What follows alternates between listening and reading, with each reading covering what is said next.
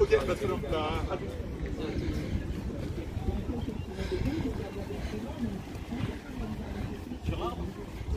Ouais.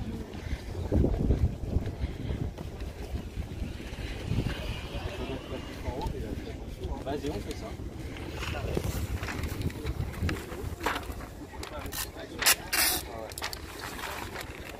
Faire des grands bouts. Ah, tu fais des grands bouts larges, ouais, des petits. Ouais. Okay. On fait le tour de l'arme, non? Ah ouais. En fait, j'ai peur que les gens aillent vers là-bas. Et c'est pas possible de mettre un truc pour indiquer le bâtiment là? Ouais, bah oui, bah normalement, à côté de la flèche, il y a le nom du bâtiment. Donc je pense qu'on peut peut-être faire ça. Mettre un truc qui indique le bâtiment? Ouais, dès qu'ils arrivent, tu vois. S'il y a déjà des affiches. Ouais.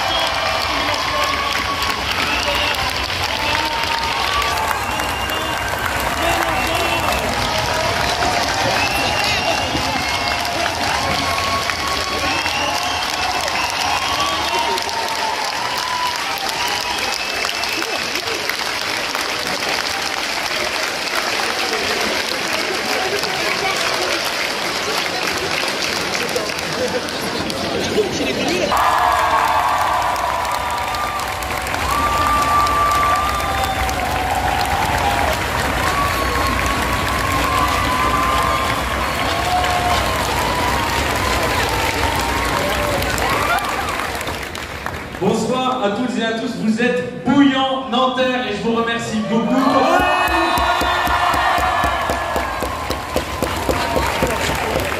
Avant de commencer, je vais vous demander quelque chose. Je vais vous demander de témoigner du soutien, de donner de la force à toutes les personnes qui, à travers le monde, à travers la France, se mobilisent pour qu'enfin s'arrête le génocide qui a cours à Gaza.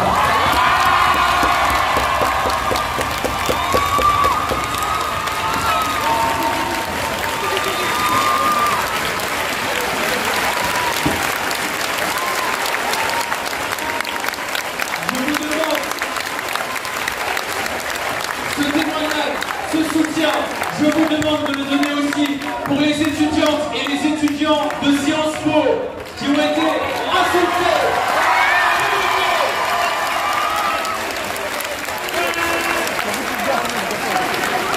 Je vous demande de donner tout votre soutien aux étudiantes, aux étudiants de Sciences Po qui ont été victimes d'une fake news, qui ont été accusés de l'infamie parce qu'ils se mobilisaient contre le génocide qui a cours à Gaza. Ils ont vu défiler Sylvie Retailleau, ministre de l'Enseignement supérieur, et c'est bien la première fois qu'on la voit celle-là. Ils ont vu défiler Gabriel Attal, ils ont même eu le droit. Ils ont même eu le droit à un commentaire du président de la République, Emmanuel Macron. Ces trois-là ont un point commun, c'est d'avoir une forme de complicité par leur inaction quant à ce qu'il se passe à Gaza. Et ils ont fait, pour les étudiantes et les étudiants de Sciences Po, la pire des insultes. La pire, celle de racisme et d'antisémitisme. Je le dis pour les étudiantes et pour les étudiants de Sciences Po. Je le dis pour vous. Je le dis pour nous deux qui sommes à la tribune. Si jamais une personne juive était attaquée, si une personne musulmane était attaquée, si une personne chrétienne était attaquée, si qui que ce soit était attaqué en raison de sa couleur de peau, si qui que ce soit était attaqué en raison de sa religion, nous serions les premiers à courir pour les défendre. Nous serions les premiers à courir pour les défendre. C'est valable pour les étudiants et les étudiants de Sciences Po. C'est valable pour vous. C'est valable pour nous deux. La gauche, elle peut se regarder dans un miroir, car elle est pour l'abolition du système de classe, elle est pour l'égalité religieuse, elle est pour l'égalité des genres, elle est pour l'égalité de tous les êtres humains. Nous en avons fait le combat de notre vie. Et ce n'est, nous ne laisserons jamais dire que critiquer le gouvernement israélien, c'est critiquer les personnes juives. Pas plus que nous nous laisserons dire que les personnes juives sont engagées par la politique d'extrême droite du gouvernement israélien. Ce sont les deux faces d'une même pièce, celle d'une instrumentalisation de l'antisémitisme à des fins politiques. Le sujet de l'antisémitisme est trop grave pour être instrumentalisé politiquement. Et je remercie les 33 étudiantes et étudiants mobilisés à Sciences Po de confession juive qui ont dénoncé cette instrumentalisation politique de l'antisémitisme. Le sujet de ce qui se passe à Gaza est trop grave pour que soit fait une instrumentalisation politique. Et je m'étonne de voir ces médias relayer une telle fake news, une telle injure, alors qu'ils sont incapables de relayer les visages, les corps de ces enfants qui meurent de faim alors que règne la famine à Gaza. Plutôt que de partager les fake news, partagez ce qui se passe là-bas, montrez les horreurs, aidez-nous à faire cesser le massacre. Je vous demande de partager une exclamation, un soutien, puisque en plus les étudiantes et les étudiants de Sciences Po ont été nassés dans leur rassemblement. Il n'y a pas besoin d'être quelque journaliste que ce soit. Il n'y a pas besoin d'être de quelque religion que ce soit. Il n'y a pas besoin d'être de quelque conviction politique que ce soit pour répéter les mots que je vais dire. Tuer 30 000 civils, 12 000 enfants, organiser la famine, ce n'est pas un droit à se défendre. Cessez le massacre, cessez le génocide, cessez le feu, cessez le feu, cessez le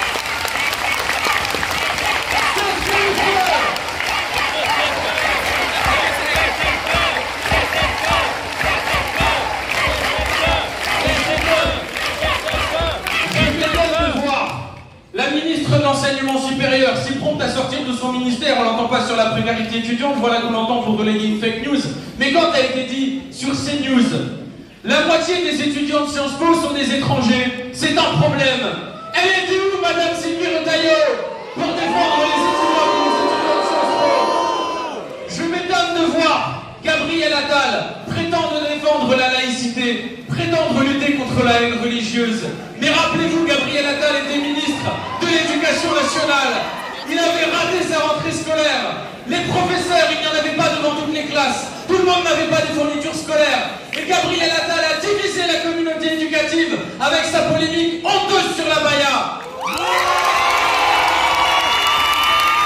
Comment un ministre peut parler de laïcité quand il demande à des fonctionnaires de mesurer les robes des lycéennes en fonction de leur religion supposée?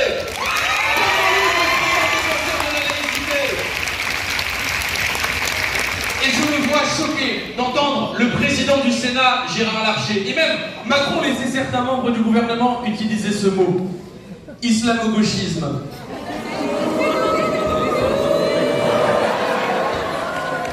Mesurez le poids de l'histoire. Il y a 100 ans, ces mêmes personnages auraient peut-être utilisé les mots de judéo-bolchevisme. Voilà ce dans quoi ils essaient de nous faire rentrer. Alors, personne n'est naïf. Vous savez, quand les gens ils regardent ça à la télévision, qu'ils voient ce gouvernement d'incompétents, ils se disent mais ils ont que ça à foutre. Elle est là leur préoccupation parce que personne n'est naïf. On a à longueur de journée une partie de la classe politique, Rassemblement National et macroniste, des médias qui passent leur temps à nous parler des quartiers populaires. Pas un seul a jamais mis un pied dans un quartier populaire. Gabriel Attal n'est jamais sorti de ces deux arrondissements de Paris. Ces gens passent leur longueur de journée à polémiquer sur l'immigration, sans que jamais ne soit invitée une personne immigrée, sans que jamais ne soient invitées les associations d'aide aux personnes réfugiées. Ces personnes passent leur temps à parler d'islam, sans que jamais ne soient invités ne serait-ce qu'une femme voilée quand ils nous lancent l'énième polémique sur le voile, mais sans que eux-mêmes ne fréquentent réellement de musulmanes et de musulmans. Et je vous invite à écouter Vincent Bolloré qui disait « Je ne suis pas islamophobe, j'ai vu Mohamed V dans mon jardin ». Voilà quel est le niveau de ces gens. Et les gens ne sont pas bêtes. Ils savent très bien ce qui est en train de se passer, parce que pendant qu'on est en train de parler de ça, il y a des choses qu'on ne vous dit pas. Par exemple, les revenus des agriculteurs ont baissé de 9%. L'alimentaire, pour vous, a augmenté de 20 à 40%. Donc les agriculteurs perdent de l'argent, et vous, vous perdez de l'argent. Mais alors où est-ce que ça va? Les marges de l'industrie agroalimentaire ont augmenté de 71%. Le problème, c'est pas les quartiers populaires. Le problème, c'est l'industrie agroalimentaire qui se gave. Voilà. Ces l'argent. Une autre chose qu'on n'entend pas, le prix de l'électricité augmente de plus de 40% en 2 ans. Ils vous disent, mais oui, c'est à cause de la guerre en Ukraine, patati, patata. Ah oui?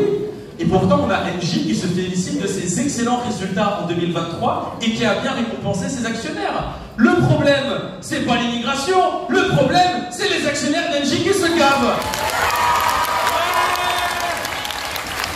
Et les gens savent, et je vous invite à le répéter, 5 milliardaires français possèdent autant que 27 millions de personnes dans ce pays. Le véritable séparatisme, c'est pas celui qu'ils prétendent des musulmans, c'est le séparatisme des milliardaires qui se gavent.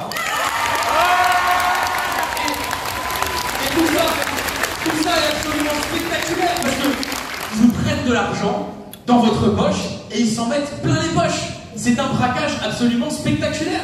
Alors, normalement, dans un braquage, vous êtes censé avoir toute une série de choses. La police doit intervenir, 80 à 100 milliards de fraude fiscale.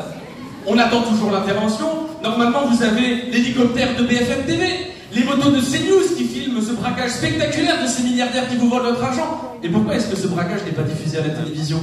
C'est très simple. Parce que ce sont les braqueurs qui possèdent la télévision. Voilà pourquoi le braquage n'est pas diffusé.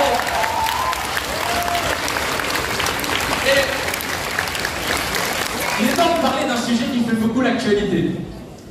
Vous avez vu que le groupe parlementaire La France Insoumise a lancé une commission d'enquête qui est menée brillamment par mon ami, camarade et député Aurélien Saint-Toul. On peut remercier cette commission d'enquête. Il y a eu de nombreuses auditions, dont 2 auditions qui ont beaucoup fait l'actualité. Il y a eu la veille, celle de Vincent Bolloré. Alors, j'étais censé intervenir dans cette commission, j'étais membre. Il y a eu une épine, comme dirait un célèbre combattant de MMA français. Puisque le président de la commission m'a tout simplement empêché de parler. Le dernier à qui il a donné la parole, c'était Laurent Jacobelli, député Rassemblement National, qui a léché les pieds de Vincent Bolloré devant tout le monde, et nous avons tous été très choqués. Et puis, il y a eu celle de Cyril Hanouna, à laquelle je n'ai pas pu intervenir, puisqu'il a porté plainte contre moi, j'ai porté plainte contre lui. Donc, le parlementaire que je suis respecte la déontologie et je ne me présente pas à la commission d'enquête. Cependant, j'ai écouté.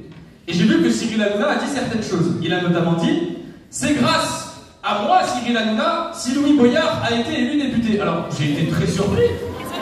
Moi, je pensais que Cyril Hanouna vivait dans les beaux quartiers de Boulogne-Billancourt, pas qu'il vivait dans la 3e circonscription du Val-de-Marne.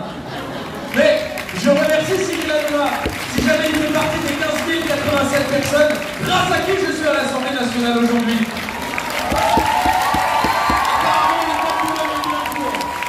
Alors, je l'ai aussi entendu dire, mais oui, mais c'est moi, Cyril Hanouna, qui ai lancé Louis Boyard. Alors, je pensais que mon engagement politique avait commencé à mes 17 ans, quand j'avais bloqué mon lycée pendant 3 à 4 mois à cause de Valérie Pécresse, ma compétente, qui me laissait respirer les produits toxiques. Et on a réussi à battre Madame Pécresse. C'est comme ça que j'ai commencé mon engagement politique. Mais le parallèle est intéressant de voir comment est-ce que Cyril Hanouna a lancé sa carrière, puisque, je le rappelle, c'est un fils de Bourges qui a commencé sa carrière télévisuelle en soufflant dans le cul d'un chien.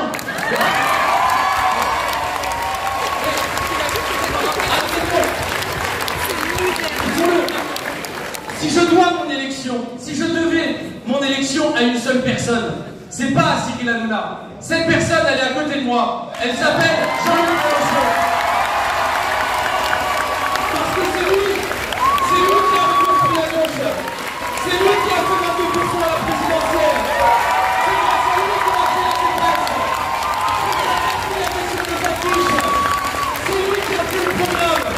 Et c'est valable pour moi, comme c'est valable pour Olivier Faure et Fabien Roussel. Alors, j'ajoute autre chose. Il dit que nous avons été amis. C'est gênant. Je n'ai jamais été son pote. Parce que, moi, mes potes, ils n'ont pas peur de dénoncer le pillage de Bolloré en Afrique. Moi, mes potes, ils ne serrent pas la main de l'extrême droite. Moi, mes potes, ce ne sont pas des Alors, je ne vais pas m'attarder plus sur ça. Je veux juste terminer en disant une chose. Je trouve vraiment triste qu'une émission comme Touche pas à mon poste, qui fait référence à un slogan anti-raciste qui s'appelle Touche pas à mon pote, soit devenue aujourd'hui la courroie de transmission du plus raciste des milliardaires français. Pour ce qui est de Cyril Hanouna, c'est un larbin, et moi je m'intéresse au véritable problème, c'est-à-dire Vincent Bolloré.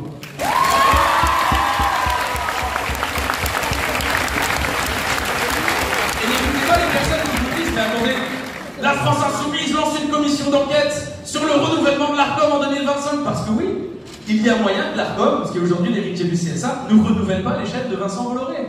Il y a un monde où c'est le cas. Mais pourquoi? Parce que les canaux de diffusion de la télévision, ils appartiennent pas aux milliardaires, ils appartiennent à l'État. Et ils doivent respecter un certain nombre de règles. Et c'est très étrange, parce que Vincent Bolloré, il dit, moi je suis un businessman, patati patata, mais dès lors qu'il s'agit d'aller piller le continent africain, Vincent Bolloré, c'est quelqu'un qui sait être rentable, c'est quelqu'un qui sait faire de l'argent. Mais alors, quand il s'agit des médias d'opinion français, c'est quelqu'un qui ne fait que d'investir dans des gouffres financiers. Écoutez, C8 a fait perdre 650 millions d'euros depuis 2005 à Vincent Bolloré. C'est un record, personne d'autre n'a fait ça. Non, donner 53% de temps de parole à l'extrême droite sur TPMP, comme le démontre une étude du CNRS, ça ne rapporte pas d'argent à monsieur Bolloré. CNews lui a fait perdre l'année dernière 4 millions d'euros. Et ça va continuer pour l'année qui suit parce que le budget des annonceurs va encore baisser. Ils perdent de l'argent. Non, mettre les mots islam et immigration 335 jours sur 365 sur les bandes de CNews, ça ne fait pas gagner de l'argent à monsieur Bolloré. Le rachat de CNews, le rachat du JDD, c'est exactement la même chose. Il a mis à la tête du JDD un type qui s'appelle Geoffroy Lejeune, qui a été condamné parce que son journal a fait une injure raciste sur ma collègue Daniel Obono. Les ventes sont en train de chuter, 10 000 exemplaires perdus en 7 mois. Il a perdu 2500 abonnés numériques. C'est un gouffre financier qui a un point commun avec C8 et CNews. Vincent Bolloré, il n'achète pas des médias pour se faire de l'argent. Vincent Bolloré, il achète des médias pour imposer une ligne anti-immigration, raciste, islamophobe, réactionnaire, homophobe, misogyne, anti-avortement. Vincent Bolloré est un milliardaire qui a un projet politique. Et il faut réécouter la commission, mais il ne faut pas être bête. Vincent Bolloré est quelqu'un qui sait investir son argent et c'est quelqu'un qui connaît très bien les règles de l'ARCOM. Et pour répondre aux critères de viabilité économique de l'ARCOM, il me dit non mais regardez les audiences, elles augmentent, elles augmentent, elles augmentent, elles augmentent. Ah oui? Si jamais c'était les audiences qui intéressaient Vincent Bolloré, pourquoi est-ce qu'il a tué les Guignols qui faisaient 1,8 million de téléspectateurs? Peut-être parce que c'était une émission trop contestataire. Si jamais c'était les audiences qui intéressaient Vincent Bolloré, pourquoi il a perdu le petit journal qui aujourd'hui est devenu quotidien et qui écrase toutes ses audiences? Ce n'est pas un véritable argument. Vincent Bolloré est un milliardaire qui achète des médias pour porter un projet politique. La vérité, c'est que ces émissions, elles avaient surtout comme point commun de ne pas s'inscrire dans sa vision réactionnaire. La convention de l'ARCOM l'oblige non seulement à respecter ce critère économique, mais elle l'oblige aussi à respecter un critère de pluralisme. Et C8 et CNews n'arrêtent pas de multiplier les tours de passe-passe pour permettre qu'ils ne respectent pas le pluralisme. Vous vous retrouvez à avoir 53% d'extrême droite invités sur le plateau de Touche pas mon poste, et comment est-ce qu'ils font? C'est très simple. Dès lors qu'il s'agit d'inviter des personnes de gauche, ils prennent des personnes qui sont décomptées sur le compteur politique, et ensuite, dès lors qu'il s'agit d'inviter des personnes de droite, ils vous invitent des personnes comme Éric Nolot, Geoffroy Lejeune, qui sont des personnes qui sont fondamentalement d'extrême droite, mais qui ne sont pas décomptées. C'est là qu'elle est la manipulation. Et il va tellement loin que vous avez Ségolène Royal, qui était candidate à la présidentielle de 2007. Elle est décomptée comme Parti Socialiste. Et Monsieur De Villiers, qui était candidat en 2007 et qui est un type d'extrême droite, n'est lui pas décompté du tout. Il magouille pour essayer de faire en sorte d'inonder vos plateaux télé. D'inonder vos plateaux télé de propos anti-immigration, anti-islam, de propos qui divisent le peuple. Et on a à la fin ce résultat. François Josse, professeur émérite à la Sorbonne, qui explique que 78% des invités de CNews représentent l'extrême droite. Alors, maintenant, qu'est-ce que nous, on peut mettre en place? Parce que c'est bien le problème. Les médias n'appartiennent pas au peuple. Déjà, premièrement, je ne suis pas d'accord pour qu'il y ait un critère de rentabilité sur les médias. Les médias, c'est un objet démocratique. Vous n'avez pas de démocratie saine et fonctionnelle si vous n'avez pas des médias indépendants des milliardaires. Alors, le jour où nous arriverons au pouvoir, nous retirerons le monopole des milliardaires sur les médias. Et à partir de ce moment-là, vous vous retrouverez peut-être à ne plus avoir l'énième débat sur le voile, mais peut-être qu'à un moment, on va parler de précarité étudiante. Parce que c'est quand même aberrant. À chaque rentrée universitaire, c'est la même chose. On a des files d'étudiants à la distribution alimentaire. D'ailleurs, il y en a toutes les semaines et tous les jours. Mais chaque début de rentrée universitaire, ils pleurent. Oh, c'est terrible, c'est désastreux. Ils pleurent. Et alors là, aujourd'hui, ils ont fait passer une proposition de loi à l'Assemblée nationale. Maintenant, si jamais vous pouvez toucher une pension alimentaire au-dessus de 18 ans, il y aura un recouvrement automatique. Et vous aviez Sarah El Haïry, votre incroyable ministre de la Jeunesse, qui arrive et qui dit « Mais quelle fierté! Le gouvernement est pleinement engagé contre la précarité étudiante. » Alors je ne veux pas jeter l'eau propre contre Sarah El Haïry, mais Je vais quand même rappeler quelque chose à cette dame. Les personnes qui vous disent il faut un système de bourse, par ailleurs il y a seulement 40% des étudiants qui les touchent, ils ont dit on va augmenter les bourses, ils ont augmenté les bourses de 4% au moment où l'inflation était à 7%, aujourd'hui vous êtes à plus de 20%. Ne croyez pas aux personnes qui vont vous donner des chèques. Ne croyez pas aux personnes qui vont vous dire augmentation des bourses. Ne croyez surtout pas ces inutiles du Rassemblement National qui, eux, vous proposent. Si jamais vous travaillez pendant vos études, vous aurez toujours 200 à 300 euros de plus. C'est très bien, ils ont rien compris. Vous vivez toujours sous le seuil de pauvreté, vous avez toujours deux catégories d'étudiants, ceux qui travaillent et ceux qui ne travaillent pas. Parce qu'on ne peut pas nous raconter que le système scolaire est méritocratique, et par ailleurs, petite réflexion, mais le système scolaire n'a jamais été méritocratique de son histoire, ce qui nous invite à nous interroger sur les promesses que l'on nous fait à ce sujet. Comment est-ce qu'on peut dire que l'université est méritocratique dès lors que vous avez cette injustice? Vous, qui avez travaillé pendant vos études, la moitié de votre temps consacré à essayer de payer votre loyer, et ensuite, vous arrivez le jour du partiel, et vous vous retrouvez à côté de cet autre étudiant qui a eu la chance d'avoir des parents qui pouvaient financer les études. Il a 2 fois plus de temps que l'étudiant précaire pour pouvoir réviser. Non, on ne peut pas parler d'égalité à ce moment-là. Et toutes les personnes qui vous promettent des bourses et des chèques sont des menteuses, des menteurs. Parce que le seul moyen qu'on a véritablement de lutter contre la vague de précarité qui touche la jeunesse aujourd'hui, c'est de passer à une solidarité sociale et nationale. La situation dans laquelle vous vous trouvez, d'autres s'y trouvaient déjà à l'époque. Les personnes âgées. Dès lors qu'elles avaient fini de travailler, qu'elles avaient le corps qui était brisé, qu'elles ne pouvaient plus retourner sur la chaîne de production, eh bien ces personnes, hop, retraite. Sauf qu'elles dépendaient de la fille, du fils pour pouvoir survivre. Sauf que la fille et le fils ne pouvaient pas forcément subvenir à leurs propres besoins. Et vous aviez une vague de misère dans le grand âge. Puis alors, les syndicats se sont organisés pour organiser des systèmes, mais vous avez surtout un grand homme, et je vous invite à rendre hommage à ce grand homme, Ambroise Croizat, qui est arrivé et qui a mis en place le système de... Qu'est-ce qu'il a dit, Ambroise Croizat? Il a dit, ça ne sert à rien de permettre la survie du grand âge en passant par une solidarité familiale, parce que les familles ne peuvent pas subvenir à leurs propres besoins. Alors on va passer d'une solidarité familiale à une solidarité sociale et nationale. Quand vous voyez que vous avez 40% des étudiantes et des étudiants qui disent avoir des troubles dépressifs, quand vous avez 54% des étudiants qui disent sauter régulièrement un repas, qu'est-ce que vous voulez faire d'autre que de mettre en place un revenu étudiant qui nous fasse passer d'une solidarité familiale à une solidarité sociale et nationale? C'est la seule solution. C'est la seule solution pour éradiquer la précarité étudiante. Pour rester comme un chose. Et alors, j'essaye à l'Assemblée nationale, j'essaye d'y aller. Encore ce matin, je les ai emmerdés et ils ont crié. Et ça me fait plaisir, ça me fait vraiment plaisir. Mais on a des verrous sur beaucoup d'autres sujets. Et notamment sur le ressenti que nous, on peut avoir par rapport à la société actuelle. Je vous ai parlé d'à quel point les institutions vous semblaient déconnectées. Je vous ai parlé de la déconnexion des médias. Je vous ai parlé d'un système qui ne permet pas à des millions de jeunes à qui on dit faites des études de pouvoir véritablement faire des études. Mais en vérité, c'est toute une institution et toute une société qui ne ressemble pas à notre génération. La Constitution de 1958 a été faite dans un moment où Internet n'existait pas. Dans un moment où on n'avait pas conscience du dérèglement climatique, dans un moment où les femmes avaient à peine le droit de véritablement participer à la vie politique et institutionnelle, dans un moment où la liberté de genre, la liberté d'orientation sexuelle n'était pas aujourd'hui libérée comme elle l'est. Et par ailleurs, je tiens à souligner quelque chose. Si jamais aujourd'hui les femmes ont droit de vote, si jamais aujourd'hui les personnes LGBT ont les libertés qu'elles ont, c'est parce qu'il y a eu des luttes de femmes, il y a eu des luttes de personnes LGBT. Et je me rappellerai toujours de ces mots. Au moment où Mathilde Panot et Mélanie Vogel ont constitutionnalisé l'IVG, il a été dit, les femmes, à l'époque où elles avaient réussi à obtenir le droit d'avorter, ces femmes n'imaginaient pas que vous iriez aussi loin. Et si jamais nous sommes allés aussi loin, c'est grâce à la lutte des femmes. Il y a une reconnaissance de l'État des personnes qui ont été condamnées pour homosexualité. Nous ne serions pas allés aussi loin sans le combat des personnes LGBT. Et si je vous dis tout ça, c'est pour vous faire comprendre. Oui, il y a des verrous. Oui, il y a des verrous. Mais on a un moyen de faire péter ces verrous. C'est vous. Vous êtes la clé. C'est vous qui réussirez à obtenir. C'est vous qui réussirez à obtenir la 6ème République. C'est vous qui réussirez à obtenir la règle verte.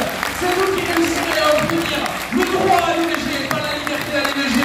C'est vous qui réussirez à obtenir la liberté de choix de la Constitution. C'est vous la clé. Et bien sûr, il y a un outil qui est très efficace qui est le vote, et je vous invite à l'utiliser. Je vais vous donner un chiffre. Aujourd'hui, la France Insoumise, quand vous regardez les intentions de vote pour les prochaines élections, on est à 43% de participation. Les autres sont à 53% de participation. Je sais qu'en ce moment, la politique, elle est dégoûtante. Je sais que parfois, il y a certaines personnes qui ont même plus envie de la suivre. Mais vous, déjà, si vous êtes là, c'est que vous avez envie de la suivre. Mais surtout, faites passer le message aux autres. Si tu veux te faire respecter, tu dois voter. Si tu veux pas faire parler l'enquête, tu dois voter. Si tu veux plus Gérald Darmanin, tu dois voter. Si tu veux pas d'un Premier ministre qui va fermer la gueule de la jeunesse bourgeoise pour appréhender les jeunes, tu dois voter. Tu veux te faire respecter, tu votes. Mais je ne vous ferai pas de l'insulte de vous dire qu'il n'y a que par le vote que l'on change les choses. Nous sommes à Nanterre. Et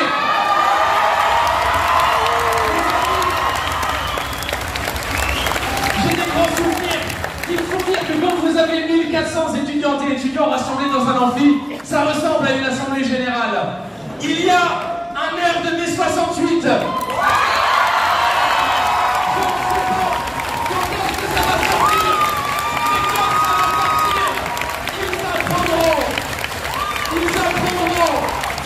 Les valeurs de la France, tu nettoies, tu casses le système de service public, tu répares, tu défies la jeunesse, on apprend à respecter.